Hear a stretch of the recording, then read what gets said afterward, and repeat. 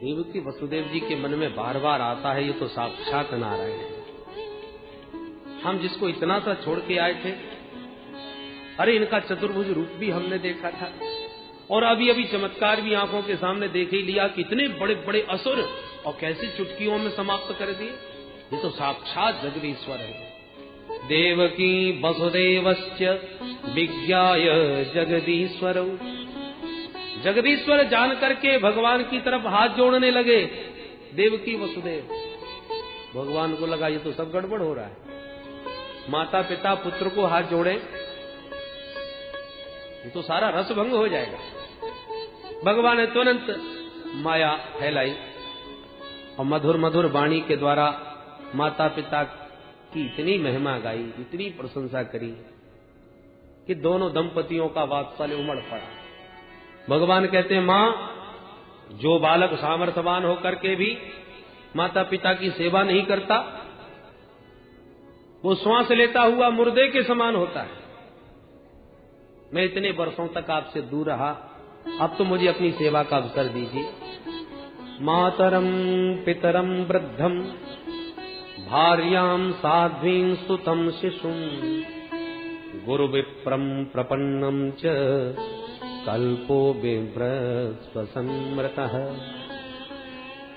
अतः अपने चरणों की सेवा का सौभाग्य दें। अरे ये तो हमारा वही लाला है। सारी भगवत्ता भूलकर दोनों दंपतियों ने दोनों बालकों को हृदय से लगाकर प्रेमाश्रुओं में अभिषिक्त कर दिया। न किंचित ऊचतु राजन, कंठ इतना अवरुद्ध हो गया कि कुछ बोल ही नहीं पाए दोनों दंपति। भगवान ने तुरंत मथुरा नरेश महाराज उग्रसेन को घोषित कर दिया। उग्रसेन महाराज के बहुत बार मना करने पर भी जबरदस्ती राजा बनाया। भगवान कहते, नाना जी, हम यदुवंशी हैं, हम राजा नहीं बन सकते, क्योंकि हमारे पूर्वजों को शाप लगा हुआ है यजाति मुनि के यजाति जी के शाप से। यजाति शापात यदुवीर नाशितव्यम नृपासन। अतः सिंहासन पर तो आपको ही विराजमान होना है, हम आपके सचिव बनके आपके साथ रहेंगे। उग्रसेन महाराज को घोषित कर दिया मथुरा नरेश। अब जितने यदुवंशी इधर उधर भाग गए थे डर के मारे कंस के, उनको लगा कि अरे हमारे महाराज फिर सत्ता पर आसीन हो गए, तो लौट लौट के वापिस अपने घरों में चले आए। जितने भी यदुवंशी बेचारे जंगलों में भटकते भटकते डेढ़ हड्डी के कमजोर हो गए थे, घास खा खा के गुजारा कर रहे थे, जो एकदम बुढ़े हो गए थे, मुंह पोपला हो गया, दाढ़ी निकले आई सफेद, परंतु जब उन्होंने लौट करके गोविंद के मुख छटा का दर्शन किया, माधुरी मूर्ति की मुस्कान का अवलोकन किया, तो जितने बुढ़े थे सब जवान हो गए, जितने डेढ़ हड्डी के कमजोर हो गए थे सब पहलवान हो गए, सबको जोश आ गया। अब हमारे कृष्ण कन्हैया, हमारे मथुराधीश प्रभु आ गए, अब हमें किसी का डर नहीं। ये भगवान के केवल दर्शन मात्र का चमत्कार है। तत्र प्रवयसोप्यासन युवानोति बलौजस पिबन्तोक्षैर् मुकुन्दस्य मुखाम्बुज सुधाम्बुः।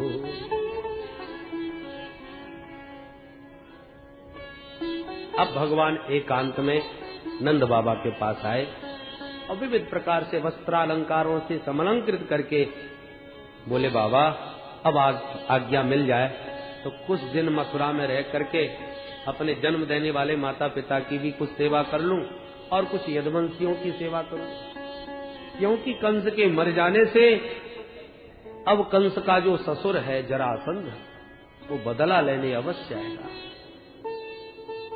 और ये मथुरावासी सब असुरक्षित हैं। आप आज्ञा करो तो कुछ दिन इनके बीच में रह करके इनको भी सुख प्रदान करने की चेष्टा करो। नंद बाबा गोविंद के भावों को जान गए। वसुदेव जी के पास आकर के सारे रहस्य को जानने के बाद दोनों बालकों को वसुदेव जी के हाथ सौंपकर शास्त्रकंठ ब्रजवासियों के साथ अपने वृंदावन धाम को प्रस्थान किए। पूर्यन अश्रुभिर नेत्रे सह गोपैर ब्रजम ययौ। जहां एक और नंद बाबा को गोविंद के वियोग का दुख संताप बना संतप्त कर रहा है, तहां दूसरी ओर देवकी वसुदेव उनसे मिल मिल करके निहाल हो रहे हैं। बारंबार देवकी की मैया के तो आनंद का पारावार नहीं हो। वसुदेव जी ने सबसे पहले अपने कुल पुरोहित गर्गाचार्य जी को बुला के कहा, महाराज जल्दी से पहले यज्ञोपवीत करो, बच्चों का जनेऊ नहीं हुआ अभी तक, गायत्री मंत्र की दीक्षा। तो तुरंत गर्गात यद कुलाचार्यात गायत्रम व्रतमास्थित, गायत्री मंत्र की दीक्षा दिलाई, यज्ञोपवीत विधिवत दोनों भैयाओं का संपन्न गर्गाचार्य जी ने किया। और गर्गाचार्य जी बोले, वसुदेव बालक जब तक अशिक्षित हो, बालक यदि माता पिता के प्रेम के कारण अशिक्षित रह जाएं, ये माता पिता का सबसे बड़ा दोष है। माता शत्रु पिता वैरी ये न बालो न पाठित न शोभते सभा मध्य हंस मध्य बको यथा। इसलिए पहले इनकी शिक्षा का प्रबंध करो, पढ़ने भेजो गुरुकुल में। कहाँ आजकल कौन सा बढ़िया चल रहा है गुरुकुल? बोले बढ़िया बढ़िया गुरुकुल तो उज्जैन में है, मथुरा से दूर तो है, और सांदीपनी मुनि इस समय बड़े अद्भुत कुलपति हैं, बहुत अच्छा उनका गुरुकुल है। तुरंत रथ में बैठा के दोनों भैयाओं को विदा कर दिया। सांदीपनी मुनि के सानिध्य में रहकर प्रभु ने अल्पकाल में सारी विद्याओं को तुरंत प्राप्त कर लिया। अल्पकाल विद्या सब आई। वहीं पर गुरुकुल में भगवान ने सुदामा सखा को अभिन्न हृदय बनाया, जिसकी चर्चा कल आप सुनेंगे। जब विद्या में पारंगत होकर लौटने लगे तो गुरुदेव से प्रार्थना करी, गुरुदेव क्या गुरु दक्षिणा की सेवा करूं? गुरुदेव बोले, बेटा हमको कुछ नहीं चाहिए, तुम्हारी देने की कोई इच्छा है तो अपनी गुरु माता से पूछ लो। ब्राह्मण तो भोले भाले होते हैं, उन्हें ज्यादा मांगना नहीं आता, और पंडिताइन बहुत होशियार होती है, पूछ लो। गुरुदेव ने तो कुछ नहीं मांगा, पर भगवान गुरु माता के पास गए। माता जी आप आज्ञा करें, क्या सेवा करूं? तो गुरु माता ने कहा, बेटा जब से तू आया था मैं अपने बच्चे को भूल गई थी। आपका बच्चा? हाँ बेटा, बहुत साल पहले समुद्र में डूब के समाप्त हो गया था, समुद्र की लहरों में समा गया था। अब भगवान जाने कहाँ गया, कैसा रहा, हमको कुछ नहीं मालूम, पर तेरे आने से मैं उसको भूल गई थी। अब तू जाएगा तो फिर वह याद आएगा। मेरी प्यारी वस्तु यदि मुझे देना चाहता है तो मुझे तो मेरा वही बेटा दे। जो आज्ञा माता, कह करके दाऊ भैया के साथ गोविंद चल पड़े समुद्र तट। समुद्र के सन्मुख आकर आदेश दिया, गुरु पुत्र प्रदीयताम, हे सागर हमें गुरुदेव का बेटा लाके दो। समुद्र प्रकट हो गया, हाथ जोड़ के बोला, सरकार मुझे इस बारे में कुछ नहीं मालूम, और एक दैत्य रहता है मेरे भीतर छुप के, उसने चुराया हो तुम नहीं मालूम। भगवान समुद्र में प्रविष्ट भय और शंख में छुपे हुए उस दैत्य का वध किया। पंचजन का वध हो गया, परंतु बालक नहीं मिला, पांचजन्य शंख मिल गया। भगवान उस पांचजन्य शंख को लेकर सीधे यमपुरी पहुंचे, और यमराज के दरवाजे इतने जोर से शंख बजाया कि यमराज घबरा गए। दौड़े दौड़े आए, प्रभु को बाहर आते दंडवत किया। लीला मनुष्य हे विष्णु हो युवयो हो करवाम किम, आप दोनों तो साक्षात नारायण हो, कहिए कहिए सरकार इस बात को कैसे याद किया और आपका यहाँ कैसे आगमन हुआ, क्या सेवा करूं?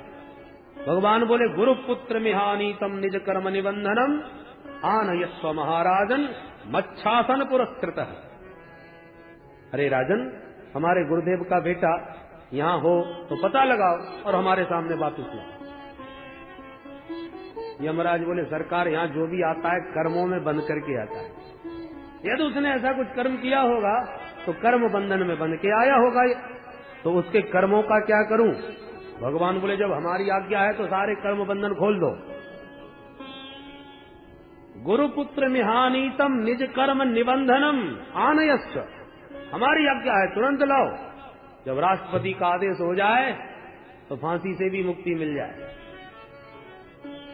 भगवान की आज्ञा, सब कर्म बंधनों से खोलकर यमराज तुरंत हिसाब किताब सब लगा करके और गुरुपुत्र को ढूंढ करके यमलोक से वापस लाके भगवान के चरणों में समर्पित कर दिए। लीजिए सरकार, वही खाते इसके सब बंद कर दिए। भगवान प्रसन्न हुए, यमराज को आशीष दिए। अब देखिए इतनी देर तक दोनों भैया दरवाजे पर खड़े रहे। यमराज ने ये नहीं कहा महाराज आप चल के अंदर ड्राइंग रूम में बैठिए, तब तक मैं पता लगा के आता हूं, थोड़ा समय तो लगेगा। क्योंकि यमराज जानते हैं कि यदि ये भीतर घुसे तो भीतर जो पापी भरे हैं इनके दर्शन मात्र से सब इनके घर पहुंच जाएंगे, मेरा तो सारा कारोबार ही ठप्प हो जाएगा। इसलिए भगवान को दरवाजे ही खड़ा रखा और बालक को ढूंढ करके यमराज ने बाहर ला करके ही प्रदान किया, प्रभु को प्रणाम करके विदा किया। भगवान ने ला करके गुरु माता को पुत्र भेंट किया। अब इतने वर्षों बाद किसी का पुत्र पुनर्प्राप्त हो जाए, क्या कहना महाराज उस माता पिता के आनंद का। अनंत अनंत आशीर्वाद दे करके भगवान को विदा किए। बोल भक्त वत्सल भगवान। भगवान लौट करके मथुरा आए और पूरे 14 वर्ष तक रहे, परंतु गोपियों को ब्रजवासियों को दिया हुआ परसों लौटने का वचन इतने वर्षों में भी पूरा नहीं हुआ।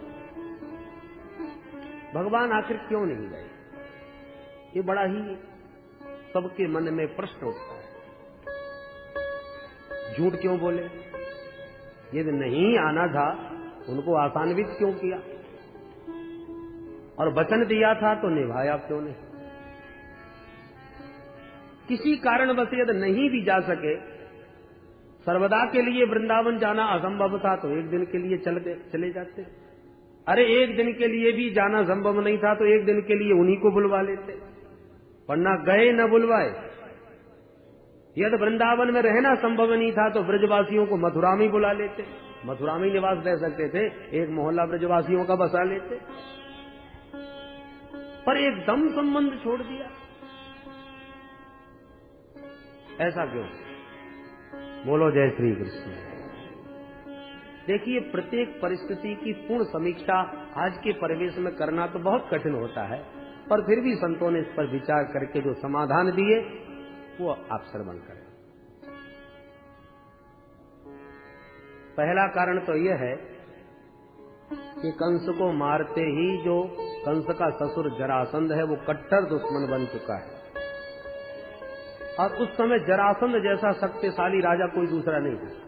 अपार सैन्य शक्ति थी जरासंध के पास, बहुत बड़ा बलिष्ठ राजा था। अब भगवान यदि ब्रजवासियों के साथ वापस वृंदावन में चले जाएं तो मथुरा का एक भी सदस्य जीवित नहीं बच सकता जरासंध के कोप से, सबको समाप्त कर देता, सारा यदुवंश समाप्त हो जाता। और तो फिर एक ही दिन के लिए जाकर के घूम के वापस आ जाते। अरे जैसे गुरुकुल पढ़ने गए तो कुछ समय तो लगा होगा, ऐसे कुछ दिनों के लिए वृंदावन में जाके जरा ब्रजवासियों को प्रसन्न करे आते। उसका कारण यह है कि प्रभु यदि वृंदावन में जाते आते रहे और ब्रजवासियों के प्रति अपना प्रेम दिखाते रहे, अब तक ब्रजवासियों का प्रेम गुप्त है। प्रभु के अतिरिक्त भगवान ने ये अपना प्रेम इतना गोपनीय रखा है कि मथुरा में भी किसी को नहीं मालूम कि गोविंद कितना प्रेम करते हैं ब्रजवासियों को। और यदि ये प्रेम उजागर हो गया, प्रकट हो गया और जरासंध के कान में पड़ गई ये बात, तो मथुरा का यदि कुछ नहीं बिगाड़ सका तो ब्रजवासियों को समाप्त कर दे, क्योंकि शत्रु का लक्ष्य होता है किसी न किसी प्रकार से चोट पहुंचाना। मथुरा में तो मथुरावासी किले में सुरक्षित हैं, कुछ नहीं बिगाड़ पा रहा, तो यदि उसे ये पता चल जाए कि ब्रजवासी बहुत प्राण प्यारे हैं श्री कृष्ण के, तो ब्रजवासियों को, गायों को समाप्त कर देता। इसलिए भगवान उस प्रेम को उजागर करना नहीं चाहते। तो भैया फिर एक ब्रजवासियों को मथुरा ही बुलवा लेते, एक मोहल्ला उनका बसा लेते, वो भी सुरक्षित हो जाते। प्रभु को लगा यदि ब्रजवासियों को मैंने मथुरा बुलाया तो मथुरा का रस और ब्रज का रस भिन्न भिन्न है। मथुरा वासियों ने हमेशा भगवान का ऐश्वर्य देखा, बड़े बड़े असुरों को मारते हुए देखा, मथुरा की गद्दी पर उग्रसेन को विराजमान करते हुए देखा। तो मथुरा में भगवान का जो भी दर्शन करते हैं वो ऐश्वर्य भाव से करते हैं, हमारे महाराज हैं, ये भाव है। और ब्रज में ऐसा कोई मानने वाला नहीं। ब्रजवासियों का माधुर्य भाव है, सख्य भाव है। वो भगवान को भगवान नहीं मानते, उनके ऐश्वर्य को स्वीकार नहीं करते। मैया को चाहे जितना विराट रूप दिखाया हो, पर मैया ने तो पकड़ के उखल में मार नहीं दिया। मैया के सामने वो ऐश्वर्य बह गया, जबकि देवकी मैया का ऐसा पुष्ट ऐश्वर्य नहीं, वो ऐसा वात्सल्य नहीं है। देवकी मैया ने लाला को हृदय से तो लगाया है, पर पहले तो वो भगवान ही मान बैठी, जैसे तैसे भगवत्ता को छुपाया। तो आज भी मैया लाला को अपना पुत्र मान तो लेती हैं, पर जैसा वात्सल्य पुत्र को देना चाहिए वैसा नहीं दे पाती, क्योंकि बहुत ऐश्वर्य देख लिया है। तो ऐश्वर्य मिश्रित भाव है मथुरावासियों का, और माधुर्य से परिपूर्ण भाव है ब्रजवासियों का। अब भगवान उद्धव जैसे ज्ञानी प्रबुद्ध सखाओं के बीच गोष्ठी में बैठे हों, और वहां पर मधुमंगल आदि श्री राम आदि का आके बोले चल कन्हैया कबड्डी खेलेंगे, तो वो लोग कितना बड़ा रसाभास हो जाता, विरोध हो जाता, माधुर्य और ऐश्वर्य रस में टकराव हो जाता। उद्धव जैसे ज्ञानियों को ये व्यवहार तनिक पसंद नहीं आता। तो प्रभु को लगा वन का पुष्प वन में ही सुंदर लगता है, घर में तोड़ करके ले आओ तो मुरझा जाता है। भगवान को लगा कि जो माधुर्य जो प्रेम ब्रजवासियों में उस वृंदावन के बीच है, उसे मथुरा में ला करके ऐश्वर्य मिश्रित इन भावनाओं के बीच में उसका टकराव न हो जाए, इसलिए भगवान ने ब्रजवासियों को ब्रज में ही रखना उचित समझा। बहुत सारे ऐसे अनेक कारण हैं जिसके कारण न तो भगवान उनको बुला पा रहे हैं, न उनसे मिलने जा पा रहे हैं, पर जो गोपियों का ब्रजवासियों का प्रेम हृदय में है वो छुपाते छुपाते अब बहुत दिन हो गए। किसी के प्रति अतिशय प्रेम हो तो जब तक उसकी चर्चा किसी से न की जाए तब तक हृदय हल्का नहीं होता।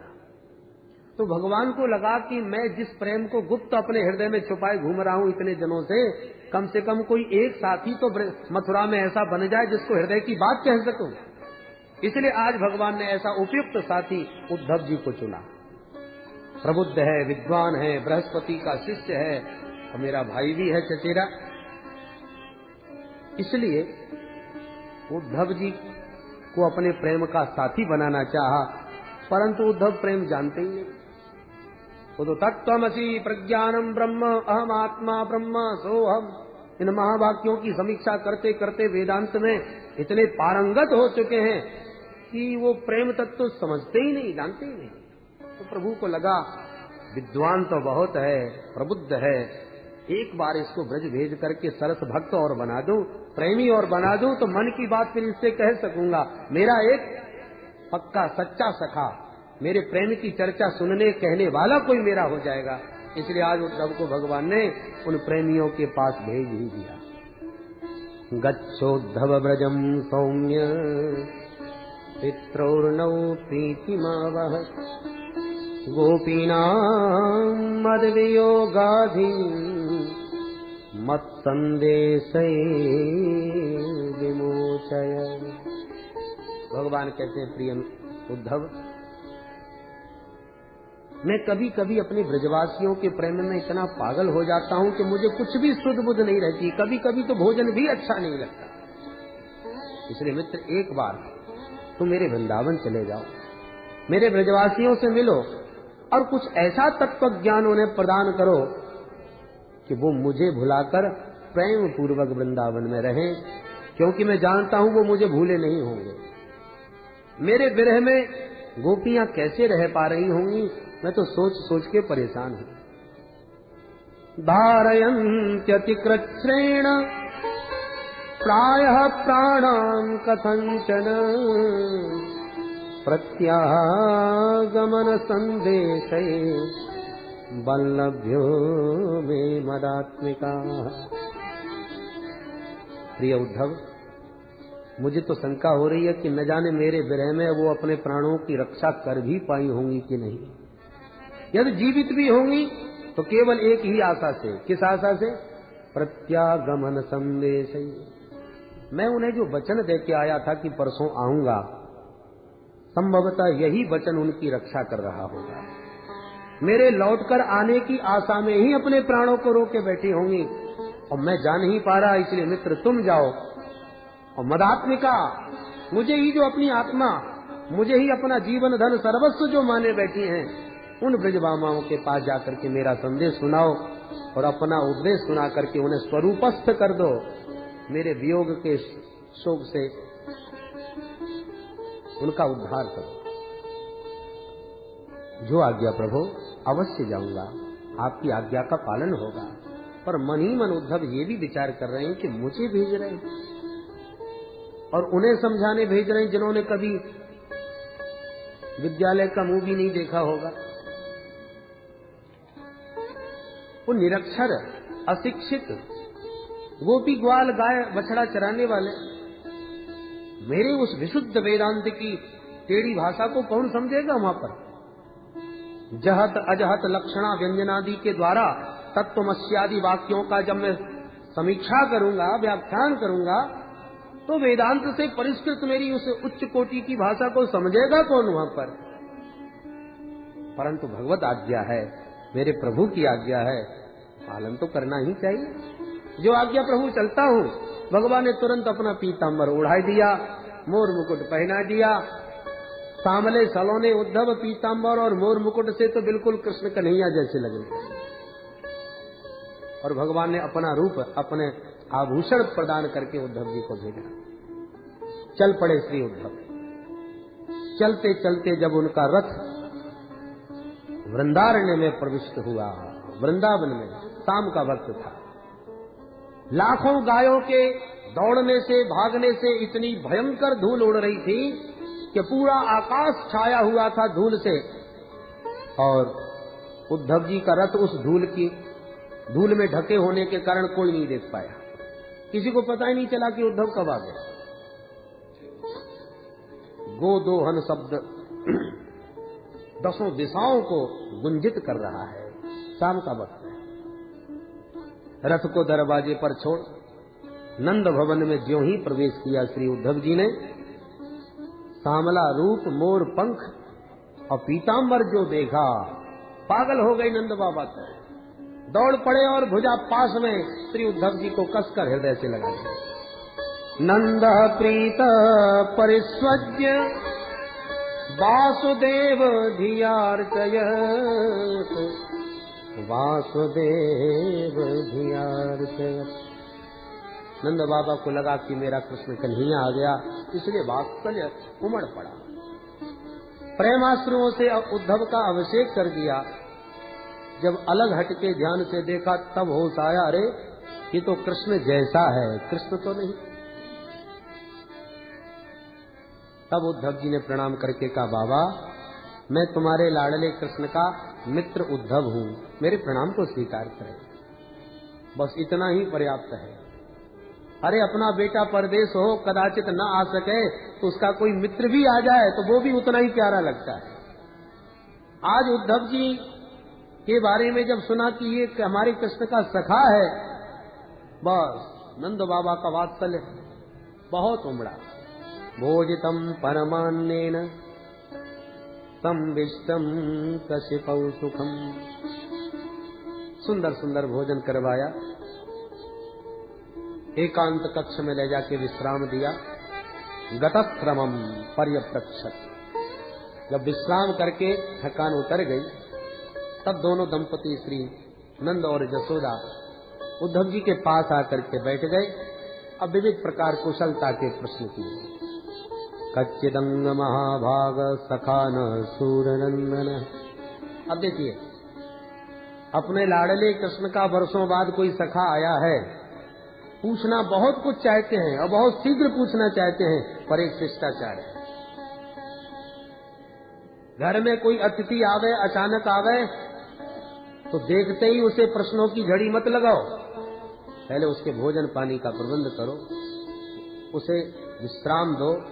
जब एकदम शांत और विश्राम प्राप्त करके बैठे तब अपनी बात कहो, ये मर्यादा है।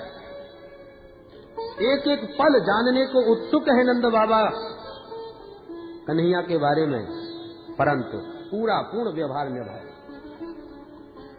और फिर जब प्रश्न किया तो सबसे पहले कृष्ण कन्हैया के बारे में सीधा नहीं पूछा। सखानः सूरनंदनः, मेरा सखा वसुदेव कुशल से तो है, सारे यदुवंशी आनंद से तो हैं, क्योंकि सबका कलंक कंस था जो मर गया। लोग तो कहते हैं मेरे कृष्ण कन्हैया ने कंस मार दिया, पर भैया उद्धव मैं तो यही कहूंगा, सानुगा स्वेन पाप मना हता है, उसे किसी ने नहीं मारा, उसके पापों ने उसे मारा है। स्वेन पाप मना, वो अपने ही पापों से मरा है। क्योंकि साधु नाम धर्मशीला नाम यदु नाम द्वेष्टि यह सदा, 24 घंटे तो द्वेष रखता था साधुओं से, संतों से और धर्मशीलों से, उसी पाप ने उसे मार दिया। निमित्त मेरा कृष्ण कन्हैया बन गया। इधर उधर की सारी बातें करने के बाद अब कृष्ण की कुशलता पूछते हैं, क्योंकि उद्धव जी के सन्मुख नंद बाबा जानते हैं कि सीधी सीधी मैंने कृष्ण चर्चा प्रारंभ कर दी तो हो सकता है कृष्ण के स्मरण मात्र से कंठावरुद्ध हो जाए और मेरी ऐसी स्थिति बिगड़ जाए कि फिर और किसी की चर्चा की सुध ही न रहे। इसलिए सारी बातें इधर उधर की जब औपचारिकता पूरी हो गई, तब अंत में श्री कृष्ण की चर्चा की। अपस्मरति नः कृष्ण मातरम सुहृदः सखी गोपान ब्रजम चात्मनाथम गावो वृंदावनम गिरिम्। प्रिय उद्धव, अब ये बताओ हमारा कृष्ण मथुरा में आनंद से तो है? वैसे तो ये प्रश्न करना ही व्यर्थ है, क्योंकि अब मथुरा के महलों में उसे गाय चराने के लिए थोड़ी जाना पड़ता हो। अब वृंदारण्य की तरह इधर उधर भागना दौड़ना थोड़ी पड़ता होगा। अब तो राजाधिराजों की तरह महलों में उसके खूब ठाट बाट होंगे। परंतु उन दिव्य भव्य भवन प्रासादों में उसे अपना ये वृंदारण्य याद आता है कि नहीं?